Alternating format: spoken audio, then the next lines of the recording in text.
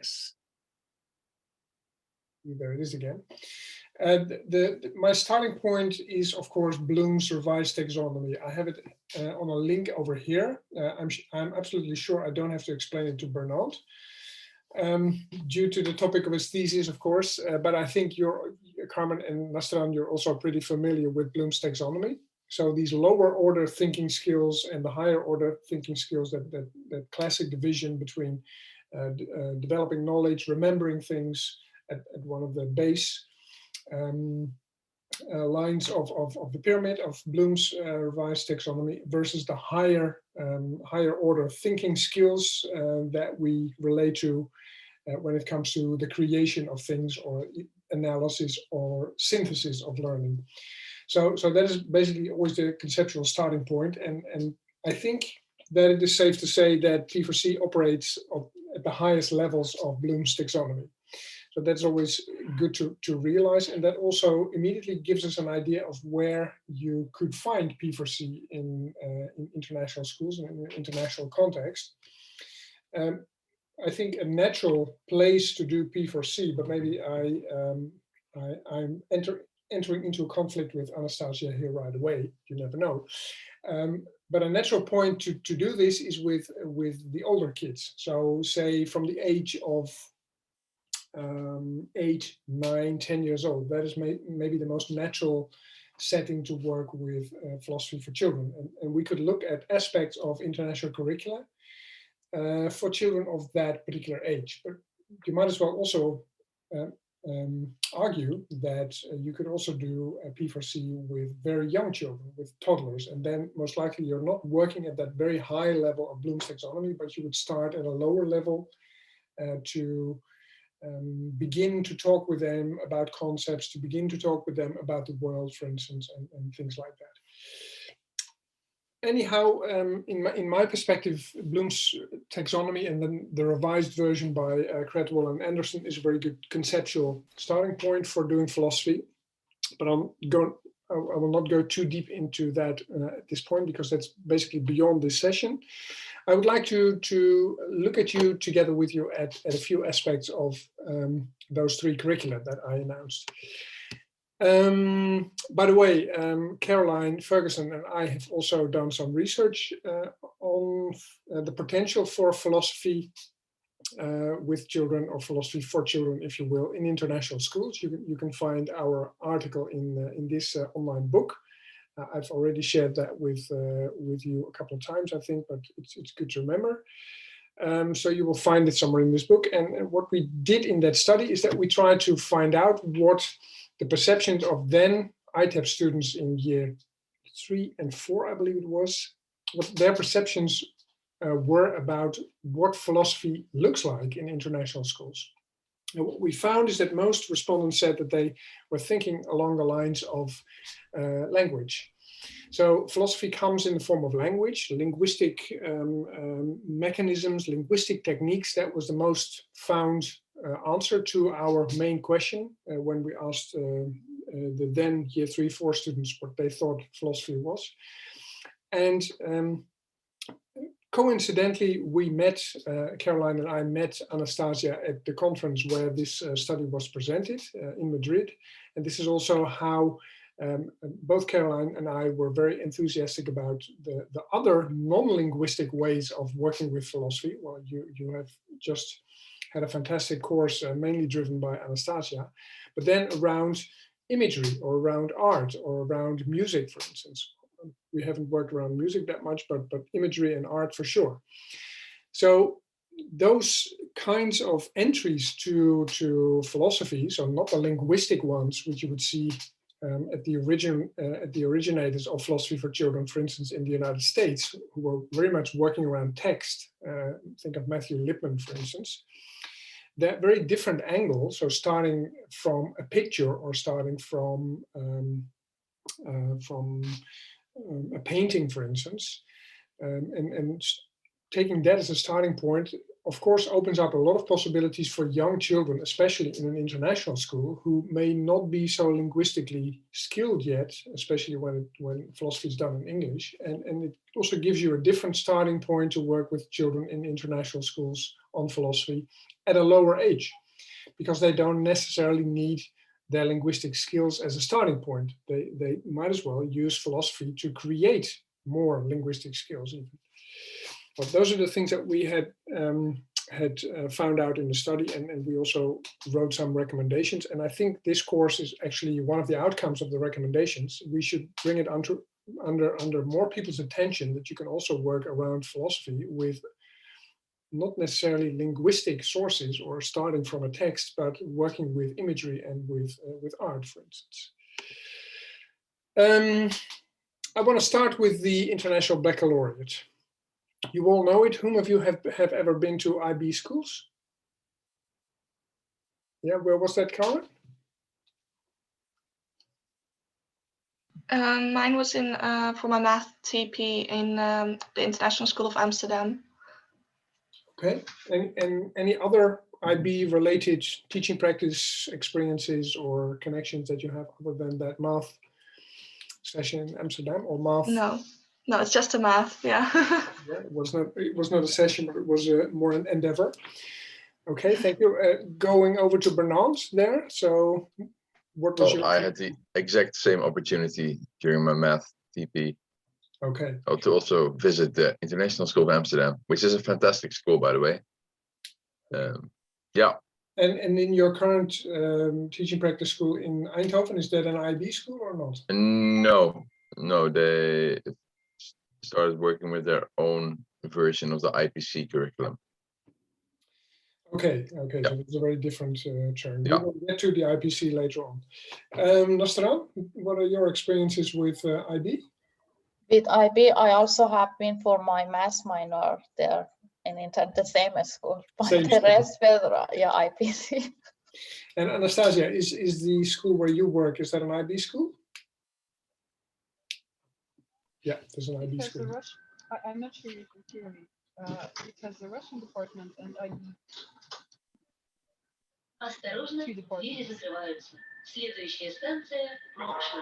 Okay, we get some noise from the subway, I think.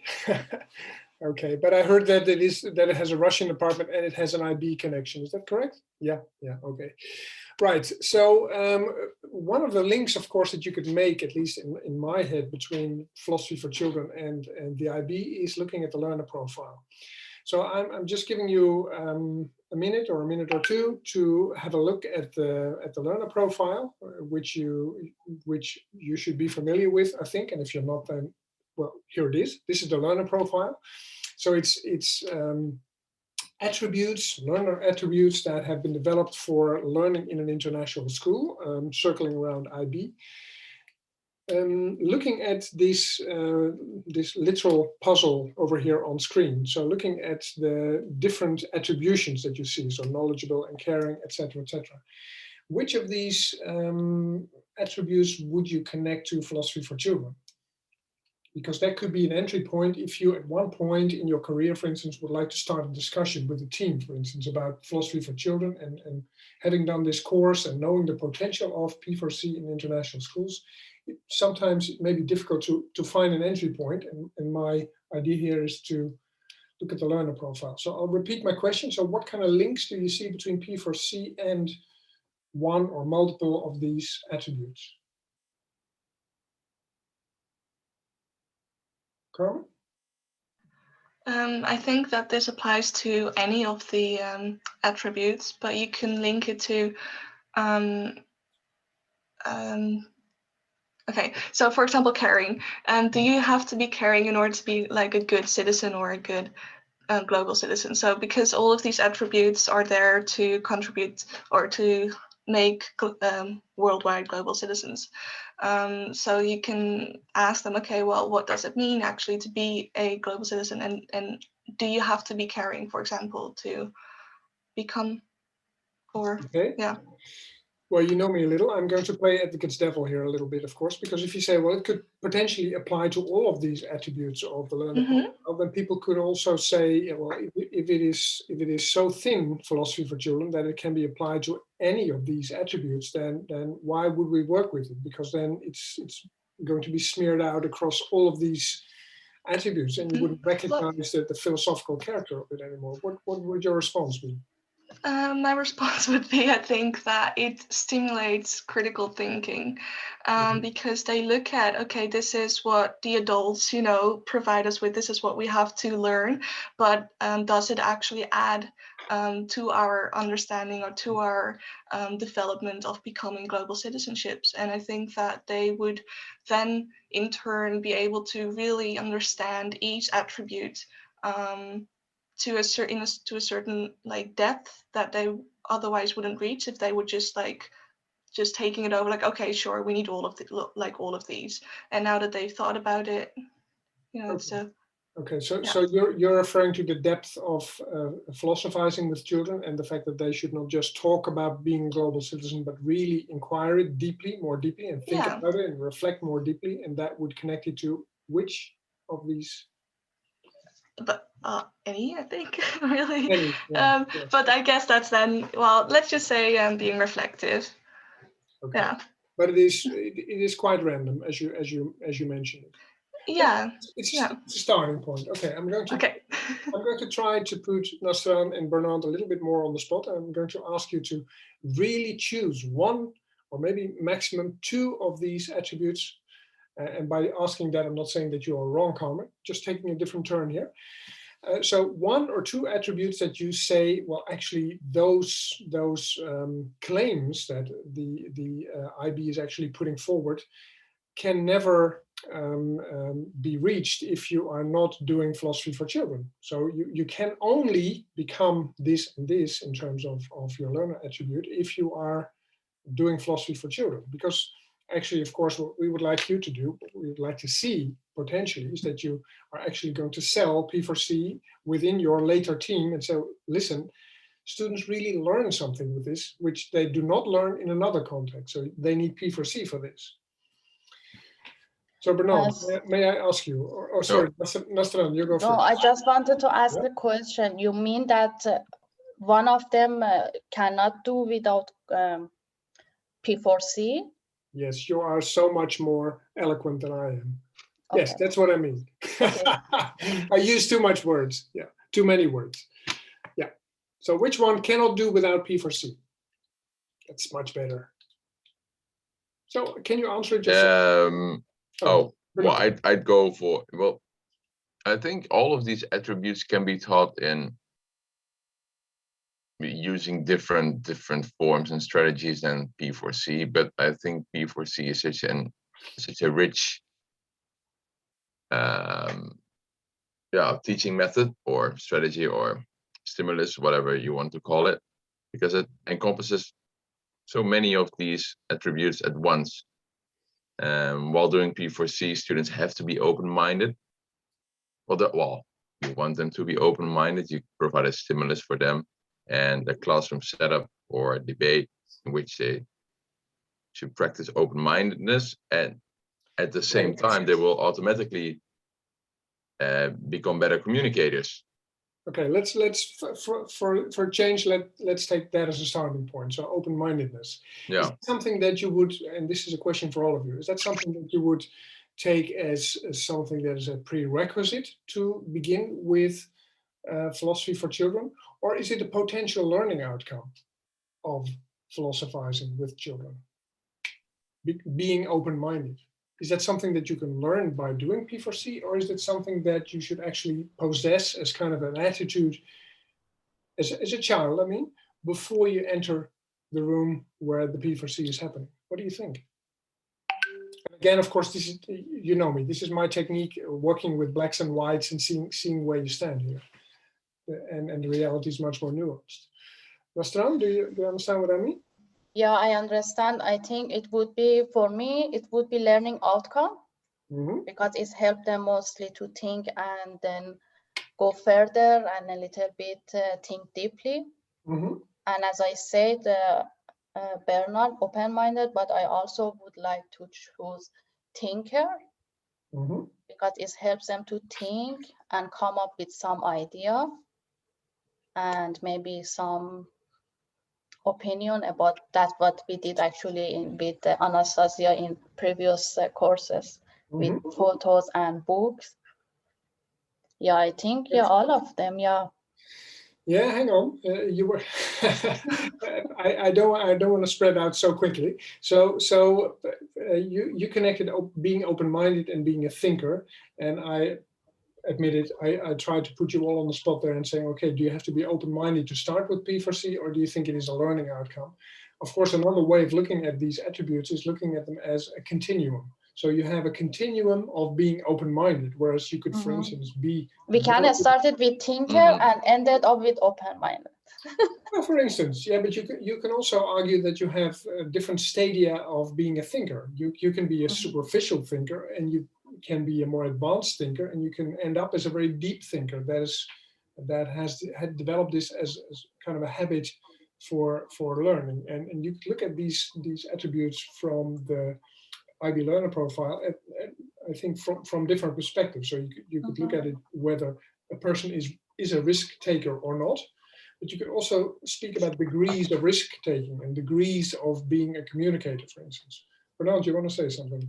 Yeah, I agree with Nastaran, because it could definitely be a learning outcome, because if you wait until each student has reached a potential level of, I don't know, open-mindedness or a level of communication, which allows them to participate in P4C, that would be, well, that would be non-inclusive to start with. And I guess it's your role as a facilitator to enhance those skills throughout P4C, throughout the session. Yeah, so of course, at the start, students cannot be open-minded, but that's what the P4C stimulus is for, and I think your facilitation of the lesson is for. Yeah. May I ask a question? Maybe if it's like true. I'm a little bit curious about the balance. How is it connected to P4C? Yes. Well, the link that I see, for instance, is the balance between what we talked about earlier on in the course about creative and critical. So remember the lesson in which Anastasia came up with life is a balancing act. So between creativity and being critical, for instance. So being balanced could be something that could be strived for in a philosophy session, for instance, as well. So that is one way of being balanced. You can also think of being balanced in terms of being balanced between being emotional and being rational. So having a balance there, and you can think of other potential areas where a balance could be beneficial or needed. So I think there's not one way of approaching these aspects of the learner profile, and that's at the same time their richness, I think, but also it has its limitations, of course. So you have to make it concrete here, and that's why I try to put you on the spot and saying, looking through the lens of P4C and looking at this IB learner profile, which you will see a lot when you become an IB educator. Yeah. And entering into discussions with your team members, what could be a nice entry point, a good entry point to embed P4C in this, because that is the topic of this session. So this could be one way forward. I just want to make sure, speaking of being inclusive, Bernard, that Nina is also online. Nina, can you follow us? Yes, I can. Okay, and have you switched off your camera? Oh, no, I just haven't turned it on. Oh, you haven't turned it on. I now realize. No, it's working. Okay. I'm here. Yeah, well, I didn't realize it was off. Okay, no worries. We haven't seen each other yet, so also welcome to this this session. Is there anything else you would like to ask or say about this I think very natural anchor in IB when it comes to philosophizing for children or philosophy with children? Anything you'd like to ask or say or? Well, just that I agree with what's been said so far, and that in regards to open-mindedness, that I think it should be an outcome of a P4C session to broaden your mind and to learn to look from different perspectives and think outside of the box, and then you come back to the being creative and critical balance. So, yeah. Now you mentioned that, Nina. I remember that, I don't know whether I have ever taught this to you in a DC session in the first year, but I remember that I brought it under the attention at some point in any P4C session that I did within democratic citizenship, that there is at the Philosophy Foundation in the UK, maybe you should note that down, the Philosophy Foundation, there's a so-called pupil tracker, which is an Excel sheet that has all kinds of behavior of pupil, such as, for instance, the pupil is capable of listening, or the pupil is capable of giving responses to answers about their point of view. And whether or not a pupil is capable of doing that and demonstrating that during your lesson, you can keep a record of that. You can literally track that in that Excel sheet per learner if you would like to see whether indeed a student is progressing through this, for instance, a continuum of becoming more communicative about their point of view, which you would find in the middle of the IB Learner Profile circle. So pupil tracker, if you Google that, I'm sure you will find it. If you connect the name of Peter Worley to it, then there's even a higher likelihood that you will find it. And I think looking at these learner profile principles within the IB along these lines, and looking at the potential of Philosophy for Children as a vehicle for this, you can very easily at least enter into conversation with your team members in a school, in an IB school, about the question that you most likely will have a lot. Why the hell would we do Philosophy for Children?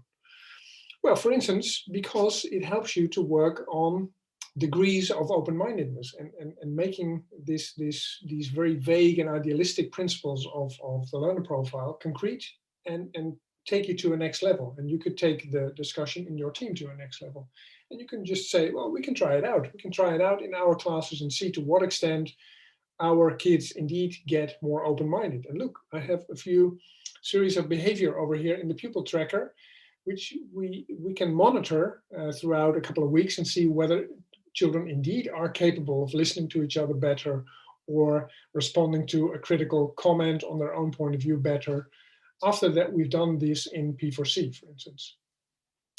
And I wanted to share this with you because there's, of course, a lot of fog and vagueness sometimes surrounds the concept of Philosophy for Children, where actually it is not vague and foggy at all. It's really concrete if you can make it materialize like we try to convey with you in this series. Okay, so that's it for the learner profile.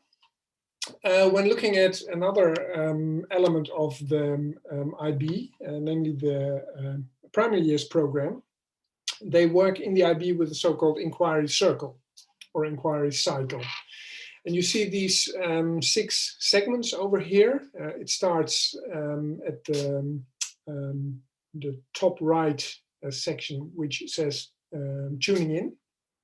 So tuning in, finding out, sorting out, going further, making conclusions and taking action. Those are the different strands of the PYP inquiry cycle.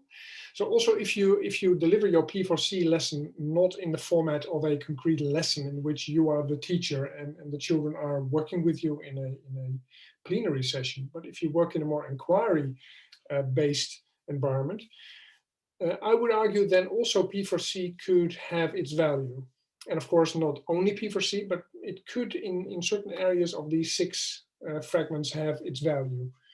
Same question, do you see connections between what you have learned so far about P4C and where it could fit in the PYP inquiry cycle?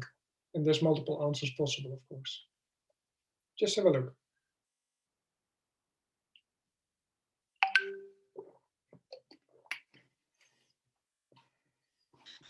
What comes to my mind immediately is asking good questions. Mm-hmm. I think that within P4C, you're really, like, I'm not sure if the word trained is good, but you really learn to ask good and critical questions. And I think that that's really important within the PYP program to, create these meaningful questions. So I think that could be a way for that P4C would be useful within the PYP curriculum, but I think that's the same for all curricula, but just focusing on we're PYP now talking for about now. We're now talking about PYP in ID. So okay, I by the way very much liked your comment on, I don't know whether the word training is the correct term. I once heard the fantastic phrase, dogs are being trained, children are being educated. I like that a lot. I don't know why. Same goes for teacher training. I never talk about teacher training, but teacher education. We're not dogs. We're not taught to do certain skills and tricks and get rewarded in a behavioristic way, but we would like people to think for themselves. So I do think you're right that it's better to speak about educating students rather than training them. It's interesting how much meaning a particular word can have.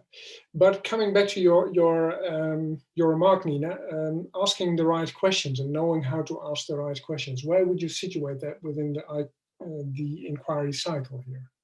And again, there's multiple places I think where you can position it. I'm also asking others to have a look.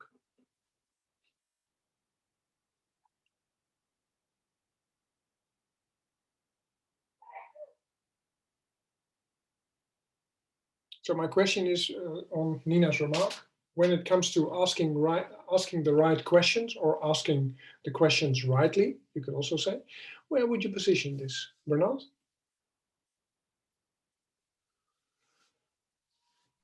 I'd say you can position this in the very first stage of the inquiry cycle, which is the thinking part, the tuning in, where you, where you start framing your main questions about what you want to know. Yeah. And yeah, I think asking the right questions comes in very handy there. Yeah, especially when it's an inquiry project and students will be self-driven or self-propelled later on the way, then the initial stage is very important, asking the right questions and coaching children on how to ask the right questions, how to come up with a philosophical question, for instance, or how to come up with a question, period. Think of the sessions that Anastasia has done with us with the picture that we had to look at. Think of the, I think there was a fig or so. We looked at a picture of a fig and she tried to make us think about what we would see and what kind of expression that would maybe yield from looking at that particular picture. But that can be a way of trying to stimulate thinkers to arrive at the proper question. There's some pop-ups appearing on my screen. I hope you don't see them. Not anymore. Okay, so that could be a good place where you could situate it. Other ideas? So again, the question is, where do you see potential links between philosophy for children and the PYP inquiry cycle? An inquiry in itself, one could argue, is a philosophical journey, but not only philosophical, of course. So do you see any other links? Carmen, I see that you're thinking very hard. Yeah, I had something in my mind, but I'm not able to truly. But I think I would put into exploring, going further as well, the green bit. Yeah. Mostly because once the children have found like their philosophical question or have sorted out, you know, what different perspectives are of one specific dilemma or issue, you can then, and you can also link it to asking the right questions. So you can ask them the right questions to guide them along their own perspective, basically. So okay, we've heard all of this, and now what do you really think about it, or diving deeper in it.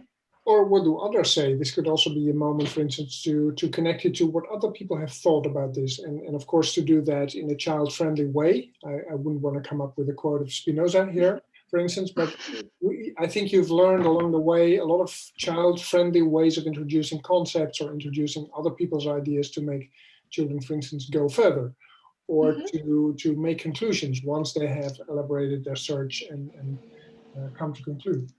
So there's all kinds of ways that you can also connect P4C, I would argue, to the inquiry cycle. And I don't know whether, I actually don't know, Anastasia, with what age group or groups you currently work in your school. Do you ever work with PYP age groups?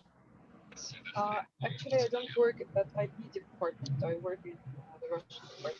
Okay. And so we have children, they are from 12 years old. Okay, so that is not something that would be in the PYP. Yeah, so I guess older. Yes, later years MYP or even diploma program already. MYP, right? MYP, yeah. Okay, is there anything else you would like to say about this before I would make a concluding remark about this aspect, because I have an awful lot of other things for you, to share with you still, so then we can move on. Okay. Right, Nina, are you in again meanwhile? Yes, I'm sorry. I'm in a very old building here, and the Wi-Fi keeps plugging out. So I reset the router. So if I'm correct, I won't be flying out of the session anymore. But I can't promise anything. Okay. Well, good that you're back here. Yet another link with an aspect that you would find in an element of the PYP is the so-called 6 transdisciplinary themes in PYP. I'm going to read them out aloud, and for people who've worked in the PYP before, they must recognize them. So who we are is a theme, where we are in place and time. I would almost say inherently philosophical. Think about the discussions that we had about the universe, for instance. What's the most important, or what's the essence of the universe? One of the sessions that we had. So where are we in place and time?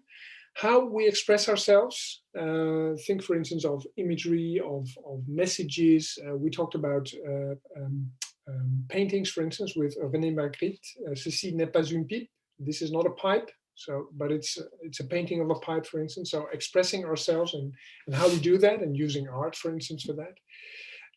How the world works. Yeah, a lot of the IB programs on how the world works are about things such as airports and harbors and construction work and jobs and things like that, but not necessarily at a deeper philosophical level. So you could add, for instance, a layer over here in this transdisciplinary theme and how the world works, and connect it to the philosophical foundations of, for instance, the Romans, or how the medieval society was organized, for instance, or how modern high technological societies are organized, and from what principles that is actually emerging. So you can make all kinds of connections there between, for instance, history and geography and philosophy, if you want. How we organize ourselves. Well, one of my favorite themes, of course, is democracy. So organizing ourselves democratically in a classroom, in a school, in a society. So that's also something that can be connected to P4C. Think of the session of, what is it called again? Republic Island, for instance, in the book The If Machine, for those of you that have come across that. Sharing the planet. Well, sustainability, sustainable development goals, for instance, you could link them to a philosophical session if you want. So also this, and I'm not going too deep into this because I want to move to IPC. Also, this is an aspect of the International Baccalaureate that you could anchor P4C to and say, okay, listen, this could be our entry point. And for instance, if you would start with a particular week, a theme week, then you can start with one philosophy day, or invite someone to talk about, for instance, a particular job or a particular organization of work, and then also embed the philosophical perspective in that. Those were basically the links that at least I would see between one major curriculum, the IB, and P4C. Let me see. Oh yeah. See if this is the last one. Yes, it is. The IB makes not so much materials available for free for educators. I'm not an IB educator, so if I go to the IB store, I would have to pay for most of the stuff. But one thing that you can download for free is the so-called Personal Inquiry Planner template. So if you would work with children in an inquiry-based setting, and children would have to fill out their own personal inquiry planner, then you could also link, and I'm going to provide you with this document, then you could also link philosophical tasks or P4C tasks around this. For instance, when you think about groups of children that work in small corners of the classroom on a philosophical task, and they move on to another station where they're not doing philosophy anymore, but they have an experimental task, for instance, where they move to another station where they do some reading, for instance, so that philosophical element can be clearly embedded in a P4C inquiry planner. If you want it, if you see the connections, and if you have negotiated that with your team, that is going to be the case. So what I try to share with you in the last half hour is that it is, I think, important to see where you can potentially find the connections between the existing IB program and P4C, but also then the next step is important to negotiate with your team members that you would like it to be part of your educational program. And then lastly, you should also make sure that it ultimately arrives at the table of the children, of the learners, of course, that they will actually also do it. And that is why this is an important thing. And why not, for instance, the title of the slide is Embedding IPC in the PYP exhibition as vehicle for assessment.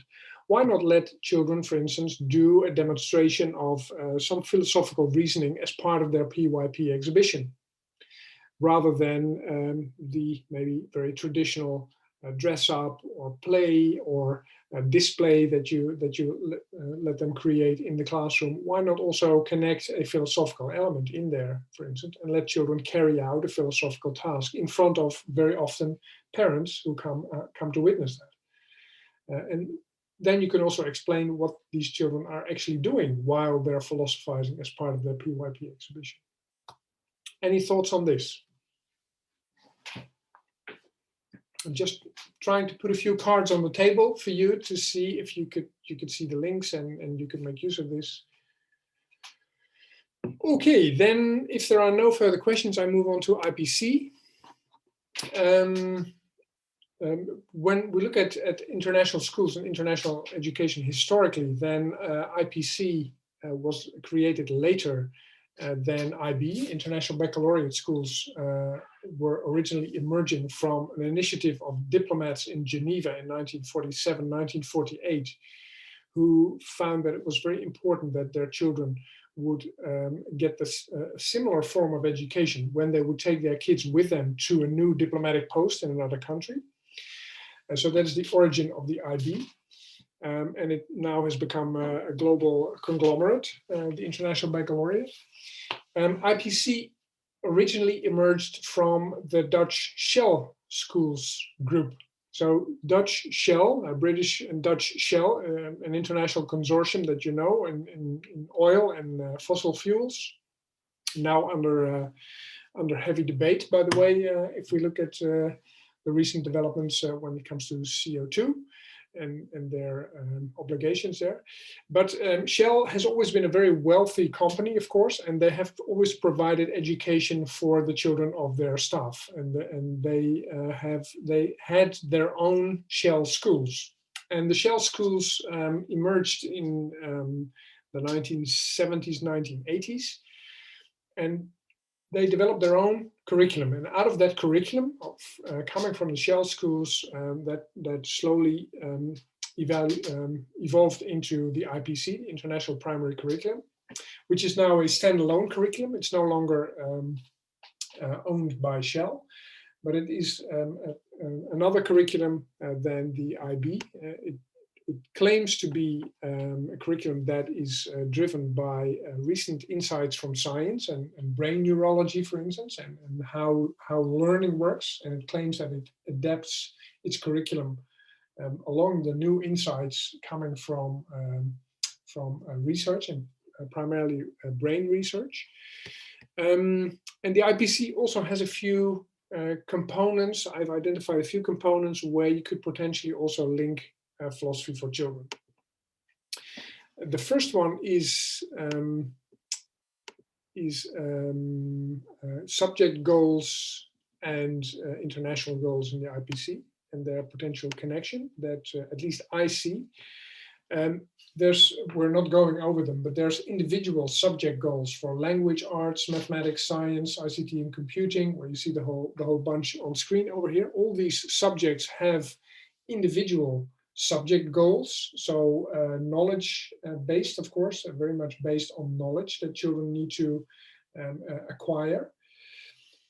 Do you see, that's my first question, do you see any potential links between philosophy for children and the subject goals or the subjects that you see here on screen? So where could philosophy for children find its place? And again, there's multiple entry points. Nastaram, I haven't heard you for a while. Yeah, I think art, yeah, and history, language could be. But I'm a bit, I really want to know that how physical education can be linked to P4C. Oh, yes. Bernard is going to tell you in a minute, but what about technology? Do you see maybe ICT and computing? Which one? Technology. And maybe also ICT and computing. Or maybe, yeah, that is one of the things that I can say, that because we have Anastasia sent off some children book, and one of them was using the internet. Yes. And I can connect it, yeah. Yeah. And the behavior issues, ethical issues, yeah, could be. Remember, 2 weekends ago, I sent you this picture in the chat with this hypothetical button that you could press. Oh, yeah, that's one as well, yeah. So, and then all the smartphones in the world would disappear. So that could be a philosophical question and could turn into a philosophical session, for instance. So that could be a way forward. Nina, do you see connections? Yeah. Between like technology or in general? Any of these subject goals that you suspect are hanging under mathematics or language, and links that you can see between those and P4C? Yeah, definitely. As Nastaran said as well, like the arts, of course, that's what we already talked about within our course as well. Art and society, I think as well. Society, you also obviously have like a lot of dilemmas which could be used for. Do you maybe remember? Well? Sorry, do you maybe remember something from one of our sessions recently in this course? I mean, that you could connect to art and society. And I see, meanwhile, Bernard is thinking very hard on how the hell to connect P4C to physical education, but he will come up with an answer for sure. So art and society, do you see any, do you remember anything that primarily Anastasia has shared with us? There must be something, but nothing comes to mind straight away. No. Carmen, can you help? You're muted, by the way. No. Yeah, I don't really have a clue, actually. Bernard? Can you all hear me? Yes. All right. So I think when we talk about, for instance, the universe, what's the main idea of the universe? That's definitely, well, to me, that's can be linked to science as well. So what is the universe? What's it made of? And what are, yeah. Also the link with physical education there is like, how does the human body work? What is physical education good for? Why do we have this? Yeah. And how do we move? How should we move? Should we move? It's all these, I don't know. It's all these questions you can easily pose at the start of or the end of a lesson. I don't know exactly how they are embedded in the learning goals of these subjects. So I think they're not necessarily there. No. So that's, I think you got to use your own creativity there as a teacher or facilitator. Yes, but most of you, not all of you, but most of you are almost graduating or are going towards the year in which you will graduate. So if you're going to work in an IPC context, I know, Nastaran, you're going to do a master's first, but if at a certain point you're going to work in an IPC school, or you would have some connection to IPC, then what IPC does not have, at least not in my understanding, is those very, very attractive visuals such as the learner profile and the PYP inquiry cycle. It's much more open. The IPC curriculum is much more open, and they have those so-called units for learning. And the fact that they're so open could also be, of course, an opportunity for you to say, okay, physical education is primarily sports, of course, but we would like to speak about mind and body as well. We would like to incorporate a more cognitive element into physical education as well. Like it is important to not only do physical education, but to think about why we actually do it, and is it something that contributes? Like anatomy, you mean? That, for instance, but that is more a cognitive element in terms of how the body functions anatomically. But you could also make links to physical education in terms of when we operate in a certain way, physically, that is, in a physical education lesson, for instance, does that yield a certain mental response? For instance, I'm going to be more concrete here. When you think of remedial teaching for motor skills, for fine motor skills, for instance, it is well known from research that if you work on motor skills through remedial teaching in physical education, that it has an impact on academic performance of learners, but also on their physical well-being, and in the slipstream of that, concentration, for instance, will enhance if you of course have a good balance between physical education and other elements of education. So bringing that to the table and emphasizing that importance can also be an entry point of philosophy. Now that is not the first subject that I would choose if I would enter into a discussion with team members about philosophy. I would rather go for instance, history or geography, or indeed ICT and computing technology, because those social sciences are much more annexed to philosophy for children, I think. But it is not impossible to also make links to other of these subjects. Especially when you work with children at an older age, I would argue that also language is a very natural link to philosophy. I already talked about the observation that many teachers think about philosophy in terms of that it is a linguistic activity. It's not only a linguistic activity, we've learned in this course, but of course language remains very important. And think of the famous phrase of Wittgenstein, the limits of my language are the limits of my thinking. So language and developing language comes along with thinking about concepts. So there's all kinds of relationships that you could potentially see between these subjects and subject goals and P4C. They're not as clear and as prominent and well cut, I think, as in IB, but you could make links and you could make connections here. And again, if you are working in an IPC school and you do want to do something with P4C, then you need to have some kind of entry point. So this subject goals could be one entry point.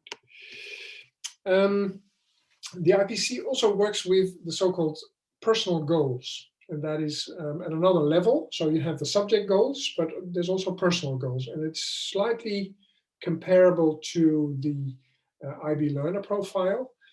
You could see that the IPC partly tries to mirror here what they have observed in their competitor curriculum, the IB.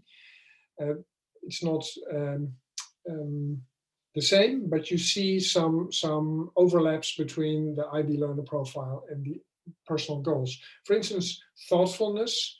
If you look at the, I'm going back a few slides. If you look at, take thoughtfulness in mind. So if you think of thoughtfulness, then you can say that links to, well, being principled, for instance, being thoughtful or being reflective. Maybe that's a better IPC equivalent of these personal learning goals from the IPC. So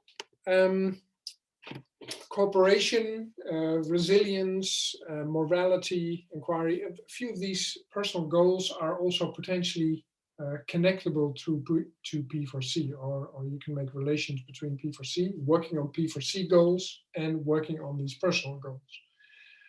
Maybe this is easier. Want to try again, Carmen? I guess one of the first one that speaks to me is about morality. You can easily talk about certain dilemmas and issues and have like, the kind of Socratic dialogue style of philosophy. So yeah, you could connect it to that. Well, very, very good. I think morality. So working on having learners work on their own morality and actually not doing that in an abstract sense, but talking about concrete moral dilemmas and making choices. Think of the trolley problem that you've most likely often heard of. What I'd like to emphasize here is that when you would embed philosophy for children into the IPC curriculum, and you would work on concrete activities, learning activities in a philosophy session with children, and say, for instance, also in your evenings with parents, that you do these activities in which you would like to educate children to think for themselves and to make their own judgments, I think then you have a much stronger case than what I sometimes see if I visit international schools. These little cards hanging on the walls of classrooms, be nice. So having a card on the classroom wall that tells you to be nice is something completely different. It's a moral appeal on children that they have to be nice. It's what in international schools is called character education. So character education is telling children that they should be nice. Whereas a philosophical session, one could argue, tells you what it means to you to be a nice person in a concrete circumstance, in a concrete situation. So that is yielding much clearer and much more solid learning outcomes than trying to be the obeying citizen, the law-abiding citizen, which you actually educate if you say, look, there's a sign on the wall that tells you to be nice. You should be nice. You cannot bully your friend over there. Look, the sign says you should be nice. I think it is a much stronger case if you can tell parents that you work on the moral capacity of their children in the school, if you can show that you have something embedded in the curriculum in which they actually also work on what it means to be nice. Yes, Anastasia. I can also add that do you hear me well now? Yes, sort of. Great. So I think when you work around these concepts, considering morality somehow, respect, niceness, politeness, and many things like that. If you really work on them in a reflective way, then these principles need less resistance, because like we realize together that it is really necessary and why, what it means to be like that, not just a vague thing that everybody repeats. And you also may discuss the limits, and you know that you're safe, and that's all right, that you can draw a certain limit, and it doesn't mean that you have to be necessarily nice at any case and do not protect yourself, and you can do it when you have an inquiry as well. That's what I wanted to add. Yeah, that's a very good addition, and coming from the classroom floor, I would almost say. So that is that's really important to emphasize, and also I think that one of the downsides of a more moralistic approach to what it means to be a morally just person, for instance, if you do that from a moralistic perspective and have a school that sends the message that we want all of our learners to be nice and to be well behaved and to respect the rules and things like that. One of the downsides of that is that you would sweep all kinds of differences under the carpet, because of course in philosophical dilemmas and ethical dilemmas, people sometimes arrive at very different conclusions. about what it means to act morally just in a certain circumstance, in a certain situation, and allowing for those differences in, for instance, a philosophical setting is much stronger and also is much more alike the situation in real life, in society, than having a situation in which you have a well-behaved class that is being nice because it's written on the wall. So that's, and I don't have to go into the discussion about citizenship. So what kind of citizen are we actually educating when we're telling people just to be nice and just to be the law-abiding citizen? Do you wanna add, Anastasia? Yeah, I wanted to add one more thing. I guess it also allows students and all participants become more responsible and like a bit resilient, I guess, as well, and realistic, because when we discuss and see this plurality that problematic in this field, we realize that we are not waiting for instructions absolutely clear and like that you can use absolutely every day at any case, but that you are really ready to be adaptive and like looking for solutions all the time. And I guess that helps to develop cooperation as well, that you are always ready to look for solutions here and now. Yeah, absolutely. That's really a perspective that we haven't discussed yet, but that is also an aspect of it. Now, we also have someone over here who's doing his bachelor research on critical thinking. And it's currently under revision, and I happen to be one of the assessors, but that is not relevant here. Bernard, would you see any links to your topic, your bachelor thesis topic here, when it comes to critical thinking and how to best work towards critical thinking and critically thinking learners? Yeah, well, it was very interesting what was mentioned about not teaching for obeying the rules, because that does not enhance students' critical thinking at all. So I very much like the idea of that you teach students to think about what they think niceness and kindness should be, because that requires that they think critically about their own dispositions, their own position, and also critically assess the definitions that others bring forward. What would be so your question was? Well, not a very precise and well articulated question, but more, do you see links between how you can best create maybe an atmosphere in which critical thinking is being cultivated and rewarded in a classroom, and P4C, and do you see links to one of these personal goals of IPC, or maybe more goals? Well, there's very much the idea of thoughtfulness there within critical thinking, because you have to be able to thoroughly think through your reasoning, and that's what you teach. I think that's one of the main purposes of P4C, also to teach students how to justify arguments and be thoughtful about what they say and how they say it and why they say it, because all of those justifications are being either being challenged by you as a facilitator or by your peers. So definitely the idea of thoughtfulness there can be linked to teaching critical thinking, and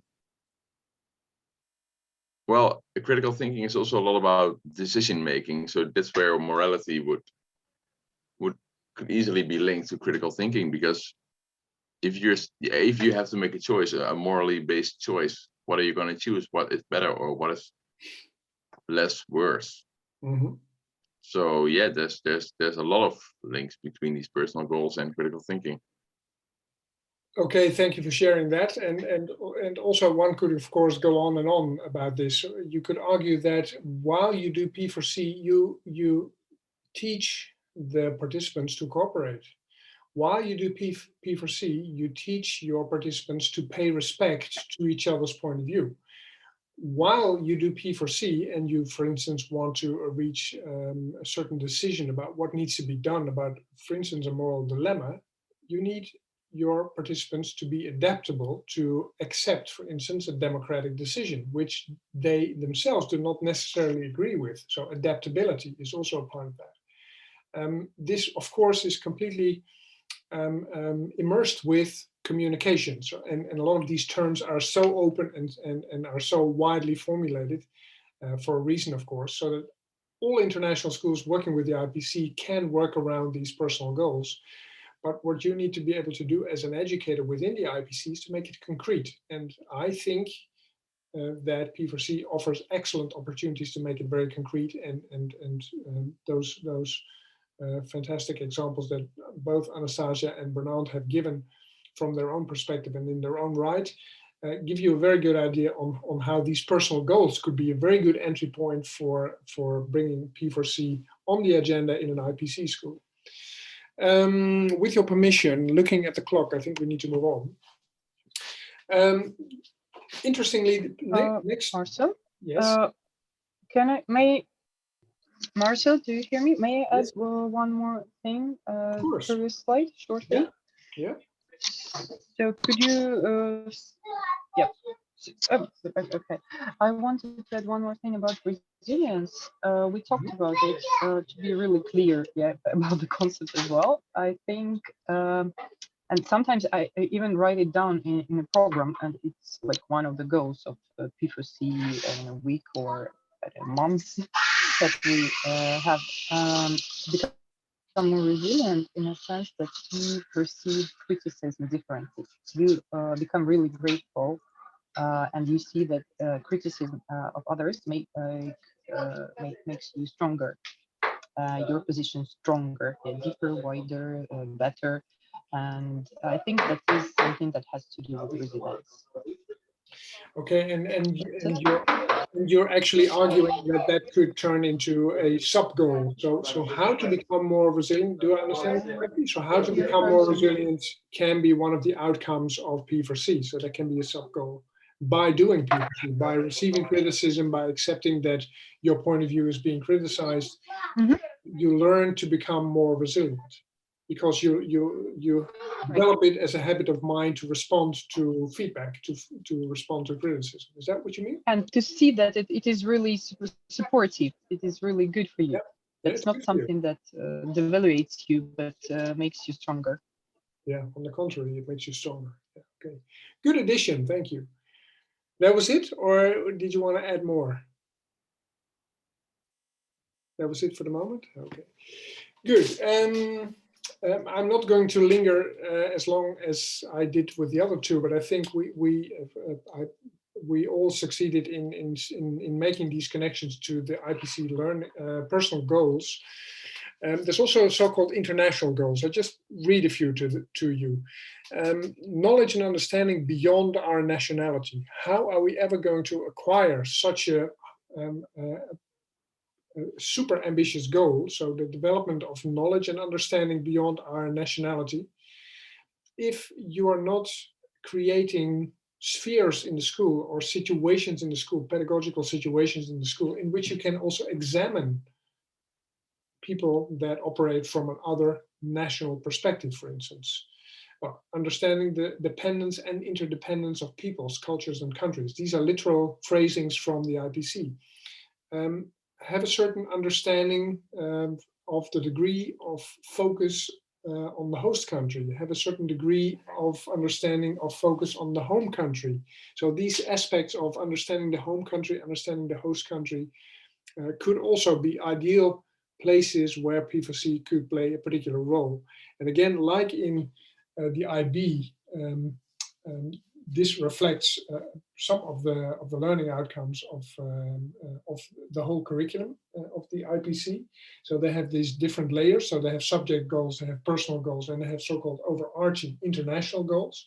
And of course, you could connect these international goals to individual personal goals, or you could connect these international goals to subject goals. So think, for instance, along the lines of history. So how can you become resilient of your, in terms of thinking about your own point of view when it comes to your knowledge about history and the knowledge and understanding that you have about the history of a particular country versus your own country. Well, that could, all these aspects could come to the fore in partly in a P4C session, and of course also in a philosophy session.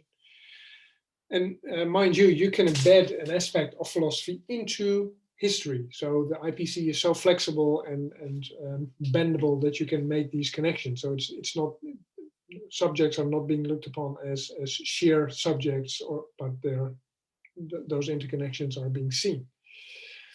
Does anyone want to say something about those international goals, looking at what is on screen here?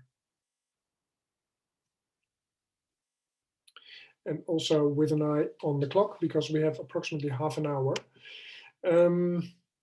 There's these so-called units of learning of the IPC, and you would recognize part of what is the PYP's cycle of inquiry or inquiry cycle. And again, I'm not going over all of these, but you see these 6 steps over here.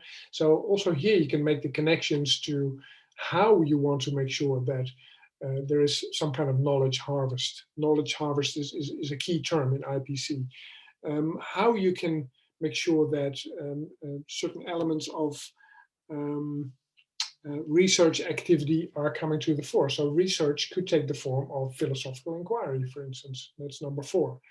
So also here, at least I see potential links to philosophy for children and the IPC, or elements of the IPC.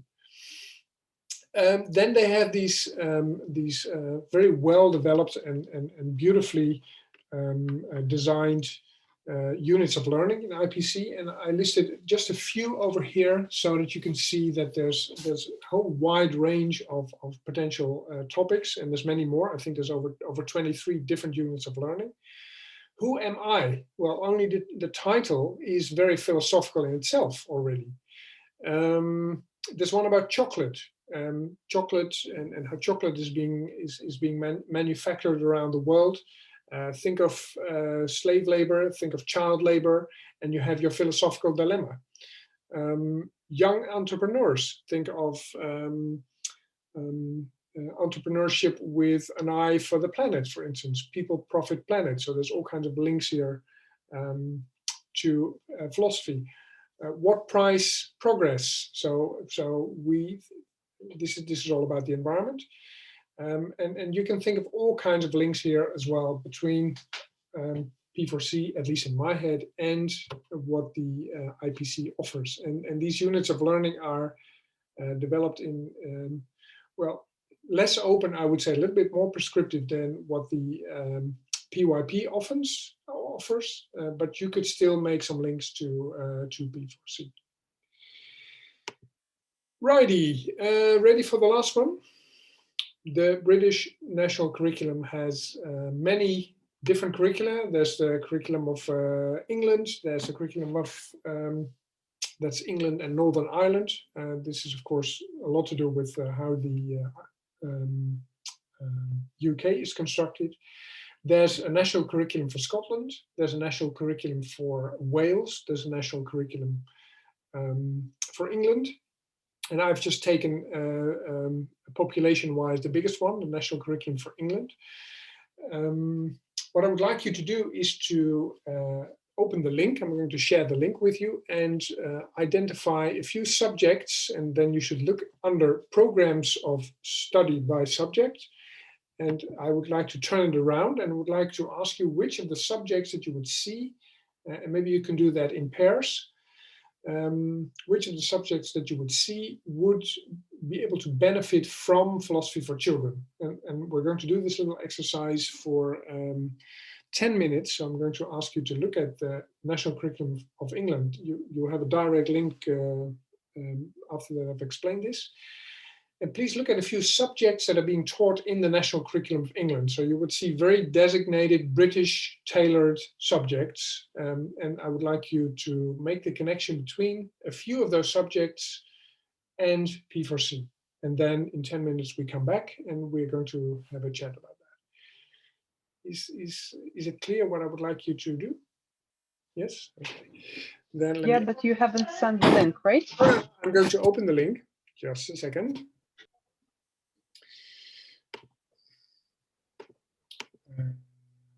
See.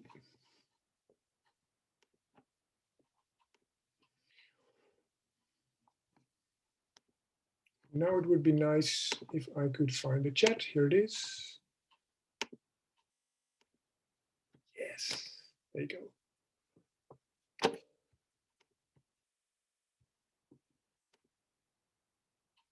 I think I only sent it to you. Yes, now you have it. Okay. Yeah, so the only thing I'm asking you basically is just to find a few subjects that could potentially benefit from doing philosophy for children within those subjects. And you should look at what I just showed you on screen. I'll share that back with you. Where's my presentation? Just a second.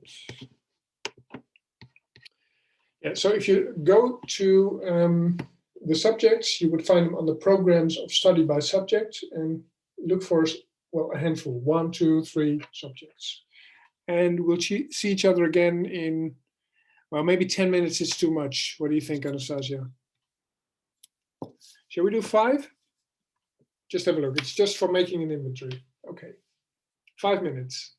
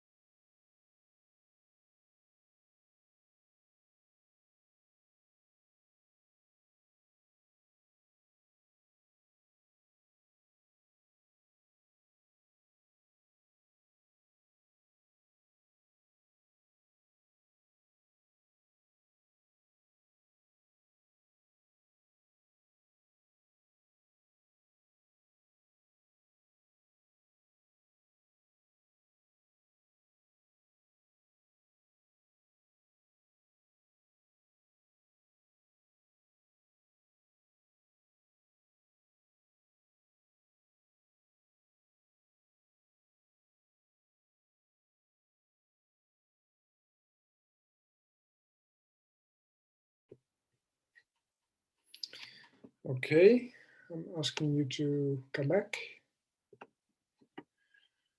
I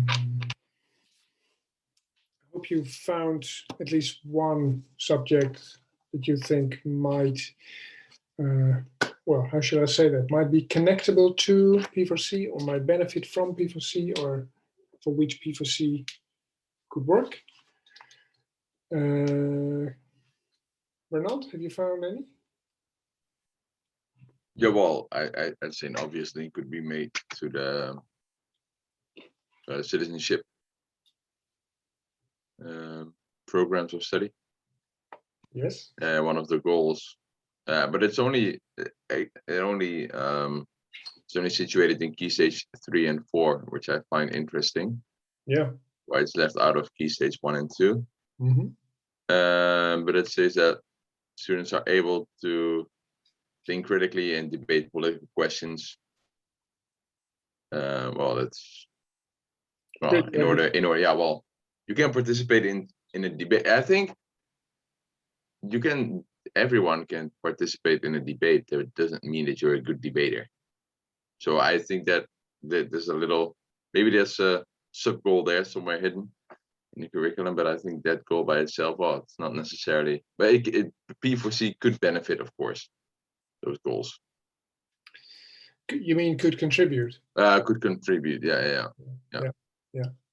Okay, yeah, very good. So enhancing the quality of debating skills. Yes, Nina. Can I add something? Because yeah, sure. I did find the program for Key Stage 1 and 2 for citizenship. Oh. But it's not in, like, if you scroll down a little bit and go to details, then there's like a link of Key Stage 1 and 2 program of study for citizenship. Mm-hmm. And in there they talk about fair and unfair, right and wrong. One of the goals is to share your opinion about the things that matter to you, and the focus on how to make choices. And I think those are all topics that we've discussed in this excellent session already. Yeah, excellent. Very well found as well. And so quick. Super. Nina, anything to add? Sorry, Carmen. I meant Carmen. Sorry, but thanks for your contribution. Yeah. Well, yeah, I'd say that the history program could benefit from philosophy, because through philosophy, you can discuss, like, not just the history from a Western European perspective, but also from, the other perspectives, such as, the global or world history. And this would be the starting point for critical thinking, argumentation, and research skills, and understanding the world in, like, different perspectives. And that could be linked to, like, morality and ethical education. So you can really, like, diverge into all kinds of directions. Yeah. Okay, Nostradam, anything to add? It's difficult because a lot has already been said. Not really. I also had the same idea of what Carmen said, because I also look at the history part. Yeah. Well, my point. I do have one more thing to add, if I can. You go first, Nina. Yeah. Oh, thank you. I also looked at languages, and they talk about the appreciation of ranges of written text, and I think that's also very easy to link to P4C. Yeah, think of the storytelling and children's literature workshop, for instance. Yeah, so there's potential links there as well. Bernard? Well, the PE curriculum actually states that it wants to ensure that all pupils lead healthy and active lives. Well, there's a lot of room for debate there. Like, what is that? What does it entail? So yeah, just to get back to our previous. Yeah, what a richness in just 5 minutes. So it would really pay off to have a look at descriptors of the national curriculum if you were to teach in a British school at some point, or in an English school, or and of course where I here show the national curriculum of England. I know there's also Canadian international schools, there's German international schools. So depending on where you would end up at a given point in your career, it would always really pay off to closely look at the subject descriptions and the learning objectives under those subjects, and see where you could potentially pitch, so to speak, P4C successfully, and if you well, I think we're a group of believers. So if you believe in that P4C really works and that it really can make children think differently, think better, and own their thinking also in a more critical manner, maybe can turn them into better debaters or better understanders of each other, then it always pays off to have a look at what is described in the curriculum. And I used the National Curriculum of England here because so many schools are carrying that curriculum. Anastasia, I don't know whether you have been able to follow what we have discussed, but do you have anything to add here? Yeah, I had. Yeah, Mm-hmm. I looked at the language part and I literally copied some points, so like consider and evaluate different viewpoints, attending to and building on the contribution of others. That's about P4C. And increasing pupils' vocabulary, ranging from describing the immediate world and feelings to developing a broader, deeper, and richer vocabulary to discuss abstract concepts and a wider range of topics. And again, that's about the community of inquiry and about the dialogue. I think so too. Yes. So development of vocabulary is not only happening in language classes, of course. So it's also happening in all kinds of other classes, and so sometimes it might be useful to use the linguistic brain. You want to add something? I think it really happens when you try to conceptualize your experience, and that's something really new when you discuss your own questions, big questions. That's what I think. So it's a kind of a challenge that you suggest to yourself, not only posed by a teacher. Yeah, and it makes the learning a lot deeper and more critical and meaningful as well. So that could potentially also be your contribution. And again, let's keep in mind in this session, I only aim to show you at particular strands of curricula, so IB, IPC, and we're now at quite a major national, weirdly said, international curriculum, namely the National Curriculum of England. So you would see where P4C would logically fit or where you could anchor it. And actually at a lot, at many places in curricula, you can find anchors and connected to the curriculum. The link that I could not help but make here is the link to private initiatives in the UK. Now, the Anglo-Saxon world is very competitive, and it is much more common, for instance, than in the Dutch context or in the German context to have commercial initiatives in education. And also philosophers have found, quite massively actually in the UK, have found their way into education and into whatever you think of this, but into capitalizing their background into bringing commercial initiatives, private initiatives to the educational market. Now, this is a whole discussion in itself, whether education should be marketized and commercialized. We're not going into that discussion, despite the fact that it's a very interesting discussion. It also has all kinds of backlashes of equity and things like that. But the fact simply is that there are a lot of private initiatives in the UK in education, but also around P4C. And one of the most common ones is and well-known ones is the Philosophy Foundation. I don't know whether you've read the chat in WhatsApp, Anastasia, that I've just read it. And I don't know whether you feel comfortable of telling our participants something just spontaneously about you meeting Peter Worley and working with him. I know that you've worked with him at some point. I can share the way he worked and the way he worked at the very beginning, because he told the story of creating the Philosophy Foundation. And the same thing worked in France for a couple of years, thanks to not private initiative, but to the government nation.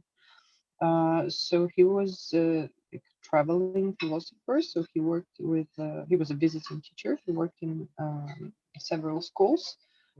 And I think, so was always like, it depended on the negotiation they had. So he could visit the class like once a week or once in 2 weeks, once a month, but for during the whole year, or regularly for 3 months, or only for a semester, and then evaluate the results. So multiple possibilities. You can think of the most comfortable way you can suggest it in a particular school, or just tell what you can do, and maybe you can find a solution. So it's always possible. Yeah, something like 1 hour. We spoke about it before. So like you may think of having suggesting something additional, yeah, at any place available for you, and do it regularly, but maybe only 1 hour a week, 1 hour, but you do it regularly, and it could be really great for them and for you. Yes. Okay. Thank you for sharing. And yeah. sorry for putting you so much on the spot there. The only thing that I wanted to share here is that there are a lot of those private initiatives, and one of them, and a very fundamental one, is the Philosophy Foundation. I think it is a foundation under which, kind of an umbrella foundation under which multiple people work. And Peter Worley, the author of the book The If Machine, that I think you all know, is the originator, I believe, of the Philosophy Foundation, together with his wife Emma, and they offer all kinds of in-company training within schools, for instance, where teachers get to learn how to philosophize, and they get workshops and sessions on how to increase their classroom management skills, for instance, in philosophy, but also, of course, their philosophical skills as teachers, because in regular teacher education courses, philosophy is sometimes embedded, very often not, and then very often in relatively low numbers of hours.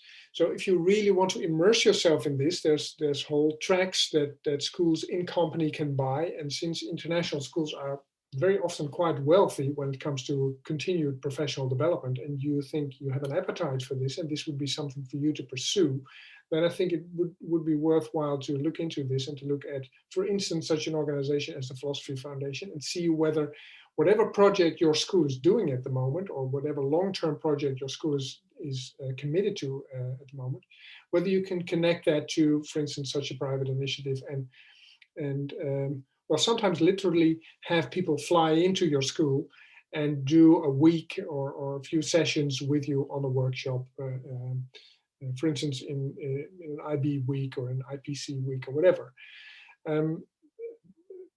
The UK is really the cradle for this, so there's a lot happening. But Anastasia, you're also working with, I believe, a Russian philosopher in London.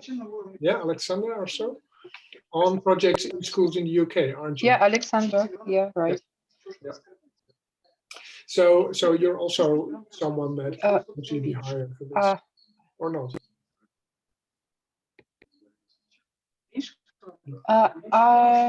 Officially, I'm not a trainer in the Philosophy Foundation. I have more connections and relations with the SAPERA, the older organization in Britain.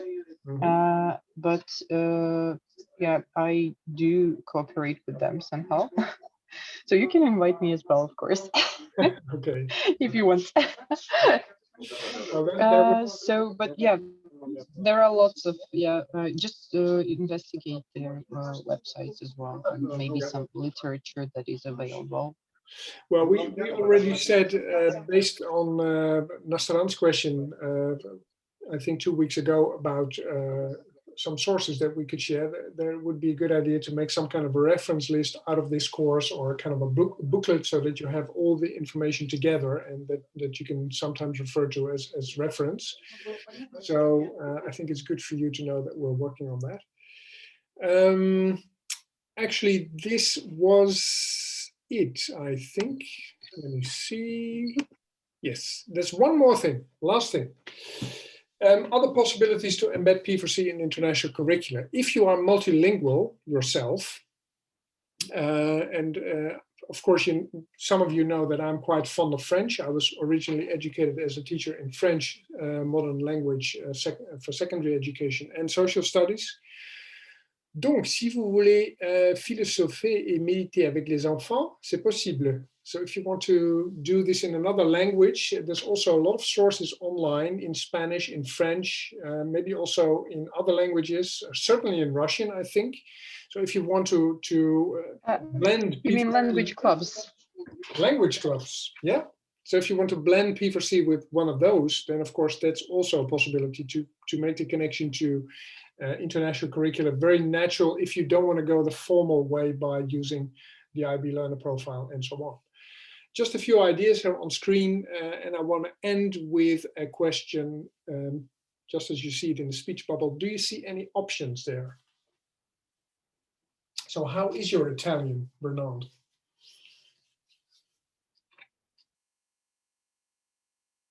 Non-existent? My Italian is pretty bad, I'd say. Yeah. But my Spanish is I passed my B1 exam this November. Oh, wow. But since then it's been a bit on a hold, so it's one of those things that you gotta keep practicing. Well, yeah, absolutely. So, but no, it's still there. So but I'm pretty happy with the. Okay, well, passing the exam. Yeah. Maybe the wonder ponder boxes that we had discussed earlier from Ellen Duthie are something for you. They're also in Spanish. Ellen Duthie is a philosopher in Madrid, in Spain, and she makes these wonderful wonder ponder boxes both in Spanish as well as in English. So that could be a nice way forward if you want to practice your Spanish and do philosophy at the same time with the kids in a particular school, for instance. Any other options, Carmen? How's your Bulgarian, for instance? Sadly, unfortunately, it's inexistent. Yeah. Okay, you're working on it.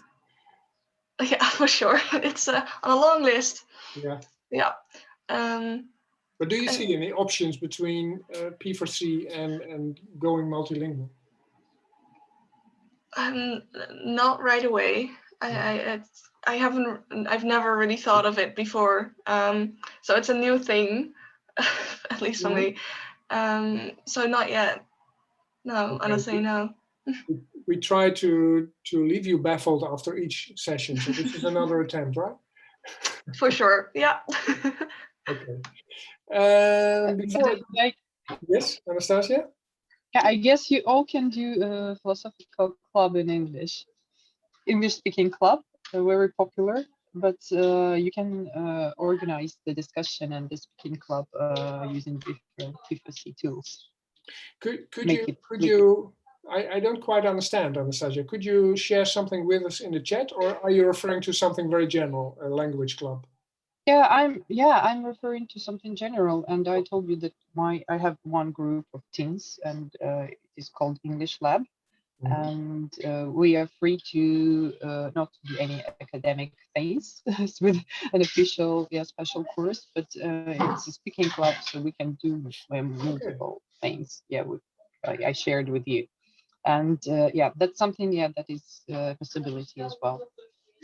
Yeah, so if it's not in the original curriculum, then you can always go extracurricular or do something that is offered by the school, maybe on a free plane or at some point. Nina and Nastaran, haven't heard you. Nastaran, philosophizing in Farsi? What? Definitely we have, but I don't know really. No. Does it exist? At the school we didn't have it, but yeah, we have it actually, philosophical. Mostly we have literature, what's that, literature philosophy, because of like Rumi. If I say that. Rumi is Iranian, so then although some Turkish say that he is from Turkey, but no. No, but okay, it's like a interesting. No, but that's really an interesting link because, of course, well, let's refer to it as the East, the Orient, and the East has, of course, a very rich tradition when it comes to poetry and literature, and trying to bridge that, for instance, to philosophy could also be a way forward, and that may be connected to some form of art, maybe music or calligraphy or whatever you can think of, for instance, could make it a very interesting mix, a very interesting cultural contribution And then you would have yet another entry to philosophy for children. So that could be, so thank you for mentioning Rumi there. No problem. Nina, it leaves us with you. Yeah. I Yeah. I don't really have anything to add. I think I don't. Okay, well, maybe for the Dutchies among us, there's quite a lively tradition in the Netherlands of filosoferen met kinderen, philosophy for children, in Dutch as well. There's quite some literature, and there's also some excellent teaching materials in Dutch for primary classes, all laid out with printing copies for in your classroom and things like that. So if you ever want to be informed about that, then I'm your man. I think I did something with that during my teaching practice, or at least like got some inspiration from it. Yeah. It just popped in my head that we have a water project, and I actually did a philosophy session about water, and I got some inspiration from, I think, filosoferen met kinderen. Yeah. Okay, good. Dear people, I want to leave you with this. So thank you for your time, and thank you for your attention and your collaboration during this session. Again, it was a lot, it was much, I know, but we want to deliver, Anastasia and I. That's our problem. No, but seriously, I hope it was informative and it has given you some insights into how you can connect P4C to international curricula. That's what I was aiming for. We see each other again next week. Then I will do my last bit on ethical considerations while doing P4C, primarily online. I have a few aspects that are important to think about if you want to work in whatever situation, either homeschooling or international context or privately. If you want to work with children and do that online, then there's a few ethical considerations that you need to be very careful about, especially also looking at the latest legislation in the European Union when it comes to privacy issues and screen work. That's very important. That'll take up, I think, approximately half an hour, 45 minutes. And after that, we're going to finish this course. And I would like you to have by then finalized the survey that I just sent out. There's a few questions in there, or one or two questions also about, I think one question only about the last session, so that you will then have to answer without having witnessed the last session. But I think that's not necessarily a problem.